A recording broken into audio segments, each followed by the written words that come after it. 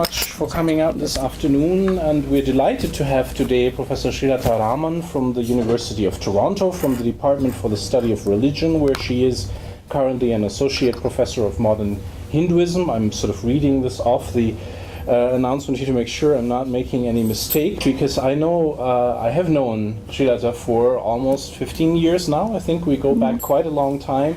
I've also discovered that she, like that we both still have a German citizenship, while we were just filling out the papers for tax purposes here, and that's one of the places where we met years ago, and also because we have a common interest in the study of colonial South India. That's a specific issue that you will hear more about this afternoon. But it's not the only thing that Professor Raman does. I mean, she's written about a whole lot of different things. Her main interests so far have been Sri Vaishnavism in Tamil and also working with Sanskrit texts. So she has written a book called Tamil Cats and Sanskrit Monkeys, Self-Surrender, Prapatti to God in Sri Vaishnavism, and the next great monograph is in the making right now. It's actually what we will hear from right this afternoon, I think, and the title of the talk this afternoon is Anti-Hagiography and Public Controversy in Colonial South India. So please join me in welcoming Professor Raman. Thank you, Sasha, for this very generous introduction. It's lovely to be in Chicago on such a beautiful day. And I'm particularly delighted to be here because, first of all, there is the German connection that Sasha talked about, and Ulrike Stark and I just go back an equally long way to our Heidelberg days. It's just wonderful to sort of reconnect with my sort of Wahlverwandtschaften in Chicago, and there's Whitney, and there's a bunch of other people whom I've come to know and appreciate. So thank you very much for inviting me, and I will get to the paper right away. How much time do I have, Sasha? Around 40 minutes? 40 minutes, 45 minutes, right. Yeah. So this is actually a paper I'm presenting from a section of my second monograph, which is being titled, my publisher has suggested this title, so I've just gone along with it. The Transformation of Tamil Religion, Ramalinga Swamigal and Modern Dravidian Sainthood. So it's actually a book which has been a while in the making. And in this book, I examine actually the reception of this Tamil poet saint, whose dates are 1823 to 1874, in the final decades of the 19th century and the early decades of the 20th. And how he's being talked about, I suggest, in the book, is also a way in which Tamil Shaivism is being talked about at the same time. So the book is part of an endeavor to investigate and map the contours of Tamil Shaiva modernism, as I would call it. So in a section of the book, I looked in other sections in the beginning, I looked at some of the earliest hagiographies of this man, Ramalinga Swamigal, as well as his poetry itself. And his poetry and his writings is basically a sort of body of literature that sets up certain messianic expectations about his departure and eventual return to earth. He finally just disappears, all centered around notions of his siddhahood as well as his direct access to a new religious paths. Now the early hagiographies faithfully follow a certain line in his own writing, but they build upon it to connect him to an older Tamil Shaiva Siddhanta canon. But the point is, the hagiographies were written not in the 17th century, but in the 19th century. And this period is interesting because, as you know, generally the inspirational and anticipatory tropes about Ramalinga Swamigal, who he was, what he represented, were clearly contestable because they hinged upon a belief in his own claims. If they were not believed, if his claims were not believed, then almost anything said about him or what he himself said could be rejected. So, in this paper today, we shall see a work that did precisely this. It repudiated through savage polemics all that the early hagiographies sought to achieve at the same time that they came into existence. Now, I call this text an anti-hagiography inasmuch as it questions and subverts the hagiographical assumptions and topoi of traditional Shaiva hagiography, by which I mean, say, the hagiographical elements and tropes of the Periya Puranam. They subvert these assumptions through comprehensively containing elements of a genre inversion. This text, which I'm talking about, belongs to a category of polemical tracts. It's part of a tradition of polemical literature that has a long lineage in Indian religious traditions. I mean, this is an issue I'll briefly touch upon. But this particular work rose in the context of a dispute between Arumuga Navalar of Jaffna and Ramalinga Swamigal, who was located in the North Arcot district of South India in the regions of Chidambaram. The dispute was also carried out as a war of words in the writings of their students and disciples. The occasion that triggered the war of words was a publication in 1867 by Toluvur Velayuda Mudaliyar, who was Ramalinga's first and foremost disciple and chief editor. He edited the first 4 books of Ramalinga's poetry, which he then called, in his edition, the Thiru Arutpa. The debate and polemics were conducted in 2 phases. The first within the chief protagonists, that is Arumuga Navalar and Ramalinga Swamigal's own lifetime, and the second in the first years of the 20th century. The very fact that the debate continued to excite attention a good half-century after it first emerged, involving, as Venkatachalapati has pointed out, a list of the who's who of the Tamil literary scene in the early 20th century, speaks for its hitherto unexplored ramifications and its significance for Tamil religion that I hope to address here. But then prior to that, an account of the text corpus as well as the persons involved is given. I'm just going to give you a brief account in order to enable us to contextualize both the personages and the issues involved. So who are the persons involved? When we speak of 19th century Shaiva reform in the Tamil country, no more contrasting figures could come to mind than Arumuga Navalar and Ramalinga Swamigal. There is a great deal of overlap between their trajectories, but also some crucial differences that become apparent with time and were reflected in their respective positions on the nature of Tamil Shaivism.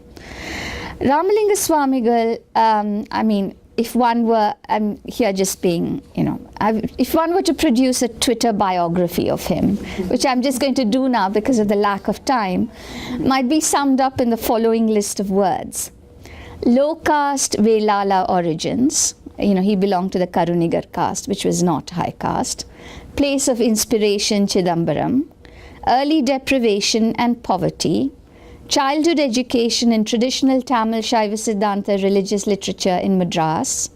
Early literary genius that blossoms into a vast corpus of literature called Thiru Arutpa.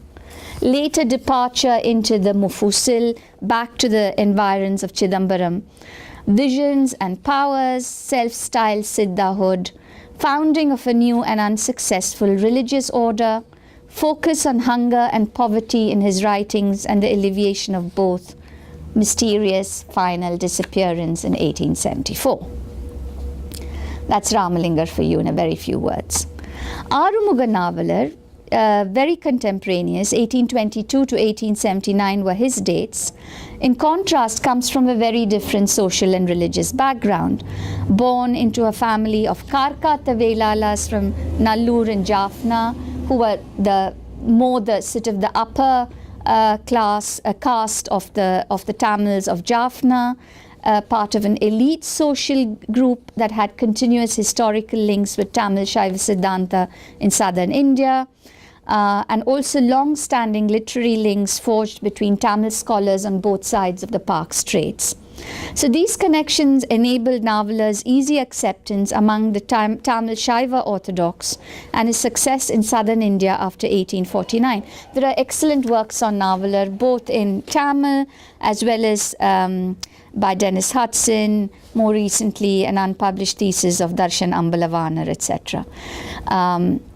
Navallar's reputation as a Shaivite scholar and a defender of Shaivism against Christian polemics in Jaffna preceded him by the time of his arrival in South India in 1849, which was where he was given the title Navallar by the head of the Tiruvavadurai Matha in Tanjavur.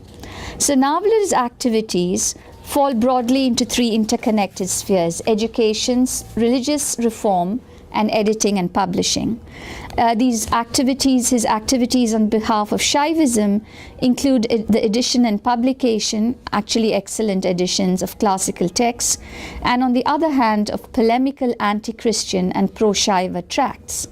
All of this he pursued with great organizational skill and vigor, and came to Chidambaram in 1864 to establish a school along the lines of one in Jaffna. This is where his confrontation with Ramalinga Swamigal began, leading to a war of words conducted through a production of the range of polemical texts. So what are the texts? The texts which sort of the history of the texts which lead up to the one I'm going to talk about are as follows. In 1867, the first edition of Ramalinga Swamigal selected poetry was brought out, as I said, and it was called the Thiru Arutpa under the editorship of Thoruvur Velayatha Mudaliyar. In Chidambaram, Arumuga Navallar began to criticize this work in the Friday discourses that he gave. The Ramalinga camp, consisting of Ramalinga's disciples and well-wishers, took action in 1868 in print. The first publication was the redressal of the calumnies against the Thiru Arutpa Dushana Pariharam of Thirumalai Shanmugam Pillai, and then a series of, tracts and counter-tracts, advertisements, scurrilous pamphlets, short pamphlets, letter petition, etc. come out within a very short space of time. And then this first phase of the controversy culminates in 1869 in two works. One is the refutation of the false songs of divine grace, Poli Arutpa Maruppu, which is Arumuga Navallar's response in writing to Ramalinga Swamigal and his writings. And then there is a response to it by Thoruvur Velayatha Mudaliyar, who edited Ramalinga's works, with a ponderous title, The Refutation of the False Songs of Divine Grace, or the Great Thunderbolt which destroys that which causes false reasoning. Poli Arutpa Maruppin Kandanam Alladu Kudatkaraniya Nasha Mahaparasa. But the paper I'm talking about, the paper today, the text I'm talking about is the first one of Navallar's, which is the Refutation. I'll just call it the Refutation, Poli Arutpa Maruppu. This is a fascinating work for several reasons, but I think the main reason for me why I found it fascinating was a lot of hagiographical work of Tamil Shaivite religious people is usually produced in the context of contextualizing their poetic corpus. And this happens consistently over, in many centuries. The Periya Puranam is a hagiography of some of the first Shaiva poet saints to some extent, and so on. The fascinating difference is now in the 19th century, you are having a corpus of devotional work, exemplarily devotional, from an orthodox perception, collection of poetry of Ramalingas being published with a standard hagiographical framework which places the poetry in a long tradition of poet saints coming out.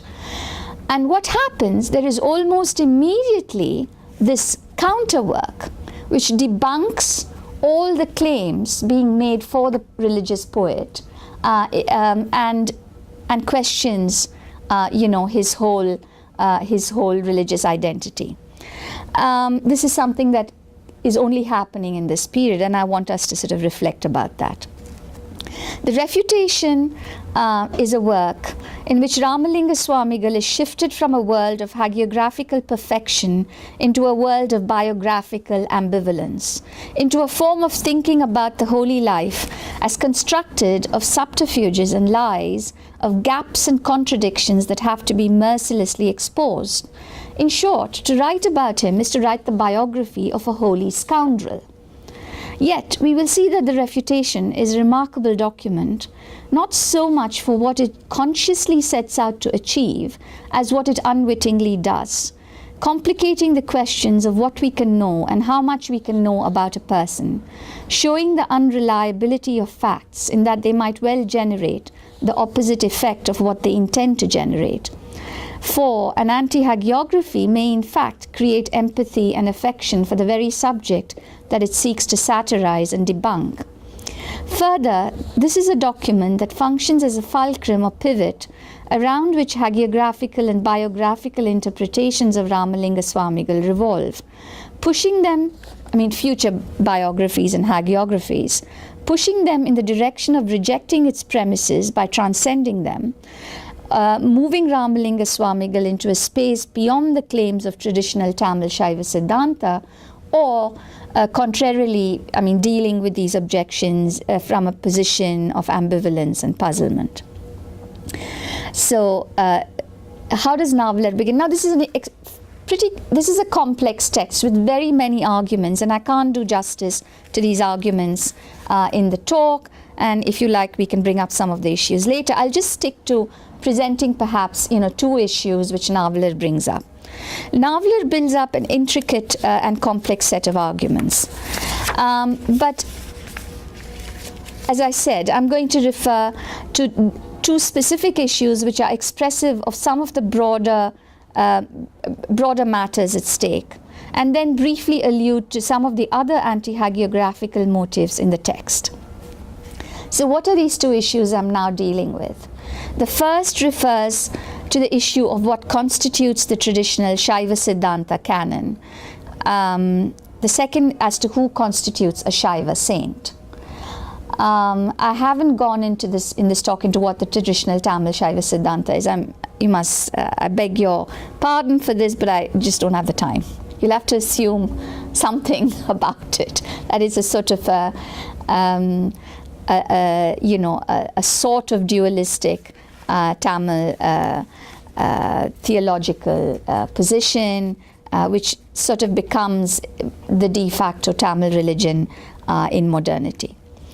Now, the Refutation begins by giving us an outline of how Shaiva religion is to be understood in terms of its canonical literature and its holy persons. This is a framework not so much as to enlighten an ignorant audience as to remind a discerning one and an emic audience about the parameters of the tradition, which all have agreed upon. Navalar begins by discussing which texts of the Tamil Shaiva Siddhanta are collectively called Arutpa. Arutpa just means the songs of grace. He explains that the traditional texts are the Thevaram, the Tiruvasagam, the Thiru Isaipa, the Tirupallandu, and the Periya Puranam. These five, he tells us, are considered to be the product of poet saints, the Nayan Margal, whose sensory instruments are no longer subjected to the cycle of transmigration but have become divine. Therefore, these works are also not of human but of divine origin. Now, this view of Navalar about the divinity of the Shaiva canon, it has been suggested by Chalapati, for instance, was unique to a particularly Sri Lankan literary tradition as opposed to a more secular account of the Tamil literary canon in Tamil Nadu. I somewhat disagree with this position, but I won't go into the details. In any case, Navalar's position that the Shaiva canon is, divine and all sections of it are divine was also shared by other compatriots of his, such as Sabapati Navalar, who wrote the treatise The Dravidian Illumination in 1899, more or less saying the same. He wrote a history, Tamil literary history, in which he said, in which he shows that Tamil literature is Shaiva literature, which is of divine origin. It is important that the project of both these men was not about the development of a Tamil literary history in a secularist mode, employing historical methods, though they were practicing literary history as a discipline, but about asserting a much older notion of what constitutes canonical literature.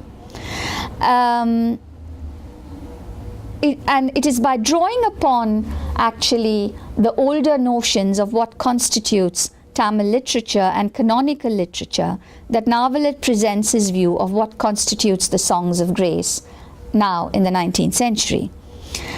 Yet it is clear that Navalad's restriction of the notion, if not the name, of a corpus of poetry that is divinely inspired to the very early authors of Tamil Shaiva Bhakti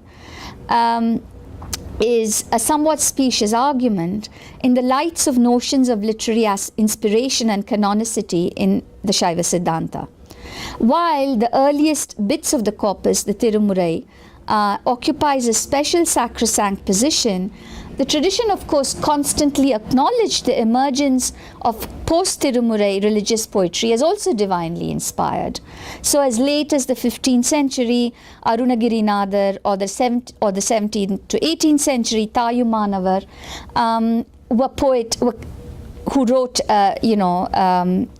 poetry in the devotional mode, were acknowledged through hagiographical frameworks to be ordinary uninspired mortals who have a life-changing encounter, and through this life-changing encounter become divinely inspired and compose divine poetry.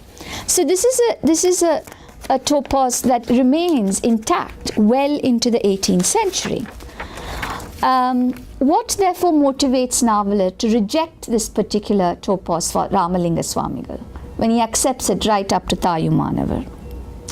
Navalad does this very clearly. He demonstrates a large temporal gap between Shaiva saints of long ago who were divinely inspired and those of today who cannot be allowed to inhabit the same religious status. We shall return to this theme again and again and conjecture as to why this might be the case in the case of Ramalinga Swamigal. Next, this framework for canonical authority in place, Navalad turns to new and dubious developments in the Tamil religious world. And here is a quote. Nowadays, a person called Karunguri Ramalinga Pillai has sung a few songs with the intention of having people worship him through believing that he has obtained the experience of Shiva. Naming these songs entirely on his own the Thiru Arutpa and himself Thiru Arut Prakasha Vallalar, he has, through one of his students, has had a Purana done for this text, has appended it to the text, has had it printed, and thus objectified it. Seeing this, some witless persons, considering Ramalinga Pillai equal to the Samayacharyas of Appar Sundarar, etc., praising his poetry as equivalent to the Tevaram and the Tiruvasagam, worshipping it, recite it when they are doing their daily ritual, their puja, getting Shiva Darshana, etc. On some occasions, during the time of festivals in certain temples, they have stopped the recitation of the Tevaram and recite only Ramalinga Pillai songs.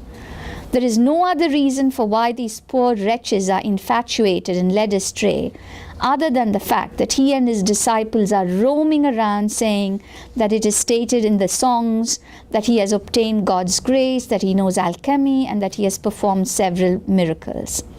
Therefore, out of compassion for those wretches, some of his songs and sayings are being taken up here to demonstrate clearly that he has not obtained God's grace, not in the least, and that he has undertaken to trick people and win false fame for himself." End quote. So let us consider some of the implications of this opening salvo. The first shot is delivered when Navalad calls Ramalinga Swamigal Karunguri Ramalinga Pillai. This is the Tamil tradition of having the name, the place where you're born as the first part of the name, and then the name. A significant aspect of the hagiographical narrative that centered around Ramalinga Swamigal from his earliest days was to shift his location and hence also his identity from the places where he was born, Marudur, or lived, Madras, Karunguri, Metukuppam, to the place to which his religious identity is tied, that is Chidambaram, the sacred center of Tamil Shaivism. Thus, the title page of Tozhuvur Velayudha Mudaliar's edition of his poetry underscores this claim with the words, I quote, Thiru Arutpa as uttered graciously by Chidambaram Ramalinga Pillai, known as Thiru Arutprakasha Vallalar. Now, novelist's replacement of Chidambaram with the name of the actual place Ramalinga resided in at the time of the publication of the poetry Karunguri does several things. It denies him and his disciples the right to associate him with the aura attached to Chidambaram as the location of Shaivite orthodoxy, as much as it denies him and his disciples the exclusive right to naming him. Navalar instead abrogates this right to do so, to himself. As von Brugg and Bodenhorn have pointed out, quote, identities can be stolen, traded, suspended, and even erased through the name, reveals the profound political power located in the capacity to name. It illustrates the property-like potential in names to transact social value, and it brings into view the powerful connection between name and self-identity, end quote. One might add to this the significance of name as adding to religious status and value. Hence, by denaming and renaming Ramalinga Swamigal's name from Chidambaram Ramalinga Pillai to Karunguri Ramalinga Swamigal, Navalar is also suspending and annihilating the intimate contact between the poet saint and the locale with which Shaivite hagiography associated him. I mean, the hagiography written by his disciples, which is this very prestigious location. So denaming him is the first step in delegitimizing the claims made both by himself and his followers, which are claims pertaining to alchemy, magic, and miracles. And it is the first step towards exposing him as a confidence trickster to strip away his charisma and erode his popularity. This, of course, was part of Navalar's own agenda for regulating Shaiva worship, removing it from corrupt, sadly degenerate, constantly innovative local custom and usage, and returning it to tradition, newly constituted as an agamically and textually prescribed form of Shaiva worship. From this perspective, of course, Ramalinga's form of Shaivism, with its sort of very much locally rooted popularity, seemed to pose a particular danger to Navalar's reformist agendas, and subverts a return to a new textual orthodoxy or to an invented tradition. So this is sort of one example of what the refutation does. How are we doing for time? Fine, 15 minutes, 20 minutes. Okay. So the next issue I wish to deal with is miracles. One of the first claims of the hagiography is that Ramalinga attained levels of great scholarly and spiritual knowledge without ever having learned or being taught by anybody. There is a very famous Tamil phrase for this, Odadu Unarndal, which is the acquisition of knowledge because it descends upon you, because it's given by Shiva himself. It's also a very standard trope in Tamil Shaivite hagiography. Manika Vasagar, sort of as a child, is touched by Parvati and can recite and so on.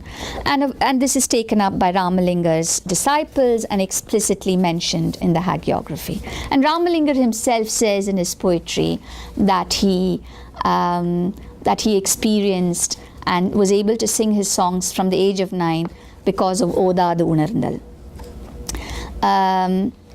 But of course, Navalar is going to have none of this. So he asks sarcastically, quote, if it is true that Ramalinga Pillai and his disciples have learned without studying, then did they not study without anyone using palm leaves? Have not several people seen them do this? Is this not like, and now this is for me, perhaps Professor Annamalai can clarify this.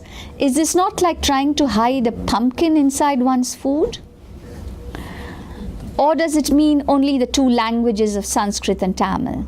that he did not learn them? Or is it just Tamil? Does it mean all the books written in Tamil which he did not learn? Or is it restricted to grammar, literature and scriptures? If this is the case, why are there so many mistakes in his published works? End quote. The passage articulates a historical position which reconfigures an attitude towards the miraculous without fundamentally endangering religious belief. Again, Navalar shifts the miraculous to a distant time and to the semi-mythical personages of the earlier Shaiva saints. Navalar agrees this is true of people like Thiruñana Sambandar, that they did learn without being taught. But this cannot be true of Ramalinga Swamigal. Ramalinga Swamigal reads palm leaves and everybody has seen him doing this. Hence the claims are not tenable. Navalar gives a long list of scribal and theological errors in Ramalinga's published works to show the deficiencies in his learning.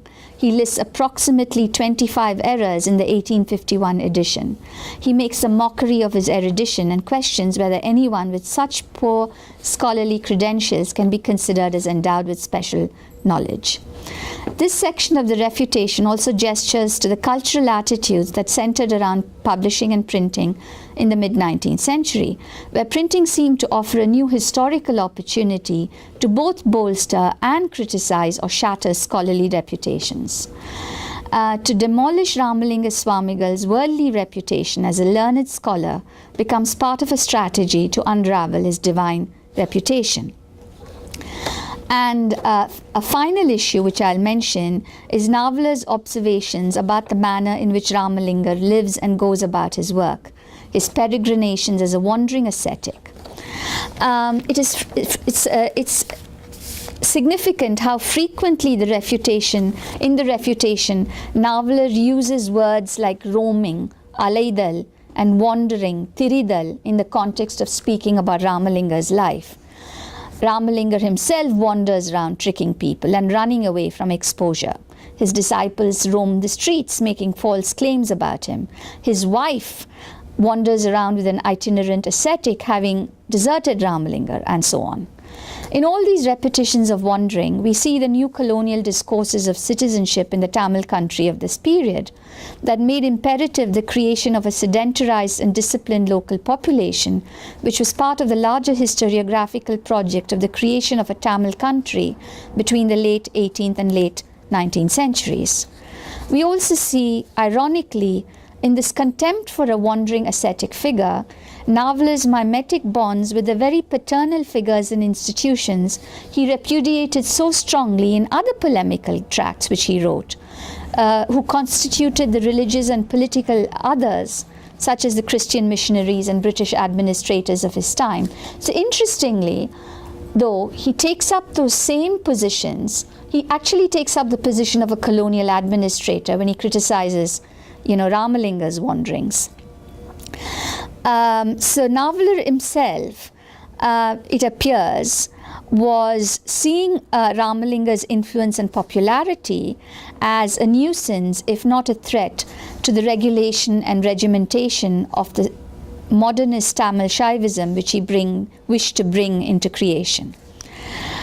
The last section of the paper today is about trying to place this whole thing in context, and is called Print and Polemics in Colonial Tamil Nadu.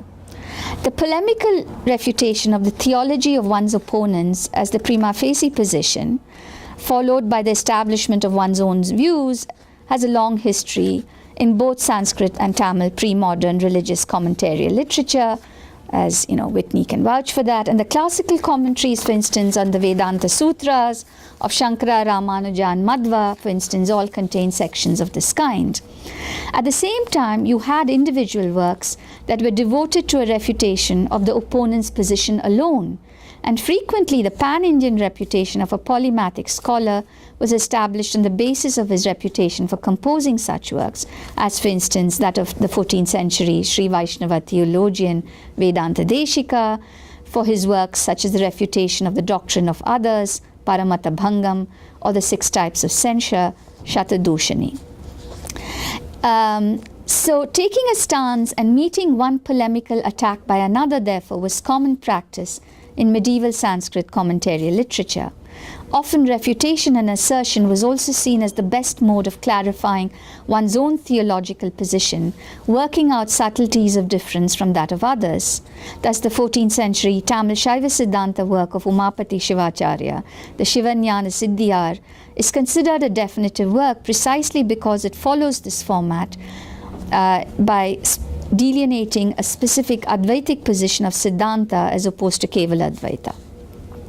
The genre of polemical literature, collectively known as Kandanas, as well, have a long history in both Sanskrit and Tamil literature, and Gary Taub and Yigal Bronner have talked about this very specifically. Interestingly, they have suggested in their article about the Chitramimamsa on the eve of colonialism that a new critical attitude towards the near past combined with a reverence towards the distant past led to a refashioning of the Kandana as a much harsher form of critique of living authors, incorporating very specific quotations from the author's text. They also suggest that to condemn such works as these as ad hominem nitpicking attacks would be to misunderstand their import, since, they suggest, to quote, these works pursued innovative ways of grappling with the fundamental issues of tradition and with the serious tensions that had grown up around them, end quote. So this is certainly what we also see in this particular controversy, and particularly in the text I talked about, in the Refutation. Nevertheless, polemical positions long rehearsed and anticipated through centuries of intertextuality had to be rethought and crafted anew with the decisive emergence of Christianity, both Jesuitical and evangelical, in the Tamil literary scene, both in Jaffna and southern India, starting from the 17th century. After the mid-19th century, of course, much of this polemics among the traditional elites was conducted in the new medium of printed books. There was in general an increased literary competitiveness in the air, as those other than the traditional religious establishment, that is, those who formed a new category of self-invented and lay, if you like, religious leaders. I'm indebted to Barbara Metcalf's sort of understanding of this. People such as Ramalinga Swamigal, who did not belong to a specific lineage and who could not lay claim to it, began to give voice to their views in print, provoking the critical response of the existing literary orthodoxy. It has therefore been suggested that the mid-19th century literary landscape saw a surge in the production of the kandanams, or polemical refutations of newly edited and published literary works. I won't go into the pan-Indian case for this, which certainly some of my colleagues are familiar with. The picture for the Tamil region in the colonial period is substantiated, for instance, when one looks at the catalogue of Tamil printed texts for the 19th century, such as that in the British Museum collection. One sees, certainly when I went through these catalogues, I saw that the books most frequently printed and disseminated were polemical tracts that related to Hindu-Christian polemics. There were very many of these, as well as those that pursued older sectarian rivalries between Shaivas and Vaishnavas on the one hand, or within the Vaishnavas on the other, among the Vaishnavas on the other. Equally important, perhaps, was the role that the emergence of copyright in this period meant for notions of authorship. Venkatachalapati, in his book, what is it called, the printed book? Has pointed out that Act 20 of 1847 provided damages for the infringement of copyright, and we know from the title page of the first edition of Ramalinga's poetry that there was a claim to having registered the work under the Copyright Act.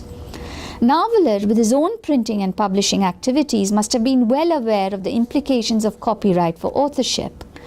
Indeed, it has been pointed out that the very modern idea of the author as the individual who has ownership rights over the text he or she composes emerges in conjunction with copyright. This is what seems to be the very close connection between the author and copyright. In the light of this, Navalar's response to Ramalinga's poetry must also be seen from another perspective. His insistence on hyperliteralism, on seeing references to miracles in the poetic work as truth statements of a very literal sort made by Ramalinga, is also part of an insistence that the poet saint, so to speak, stand by his work, since he has ownership, is now the author of it. In other words, Ramalinga Swamigal is now held to be accountable in new ways for his poetry.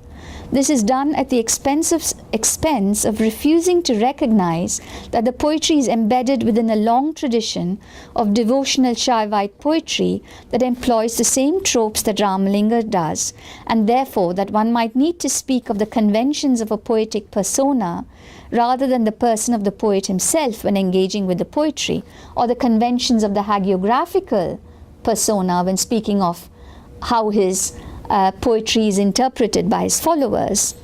There is no doubt that all these new and novel intersections between punditry, polemics, and printing contributed significantly to and sustained the controversy called the Arutpa-Maritpa controversy over many decades. To conclude, at stake was no longer simply the critical reception of the work of one scholar by another, more established one, but rather the very nature of what constitutes Tamil Shaiva Siddhanta at a particular historical moment, at a time of colonial modernity. There were several dimensions to this project, in all of which Navalar played a significant role. The first was to construct a modern literary canon that was both authentically Tamil and authentically Shaivite. Further, Navalar appears to have aimed at what might be called a sort of deliberate Protestantization of Shaivism, which is what Ambalavana suggests, that would regulate Shaiva religion and function, and an informed Shaiva lay and orthodox public which would function as arbiters of what was authentic. It is also significant as to what the creation of such a public means, for such a public lays down new lines of inclusion and exclusion with its foundations in a narrowly defined religious authority and textual community. Generally, what was being pushed through here, as in a great deal of so-called religious reform happening in the 19th century, were high cultural normative standards that veered decisively away from the local towards greater standardization and centralization. And it was the concern about this and the fears and anxieties hinging around this that generated the controversy and brought Navalar into conflict with Ramalinga Swamigal. Thank you.